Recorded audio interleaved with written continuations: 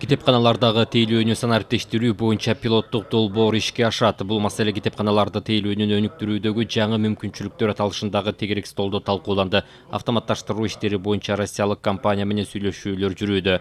Ошондой эле китепкана кызматын заманбап деңгээлде өнүктүрүү маселелери көтөрүлдү.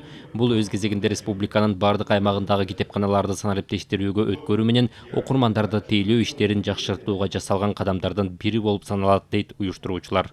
Китепканаларына бүгүнкү талапка ылайык биздин окурмандарды тейлөөдө, бүгүнкү биздин бүгүнкү талапка ылайык биздин окурмандарды китепканага тартууда биз ошондой санариптештирүү процессин жүргүзүшүбүз керек да.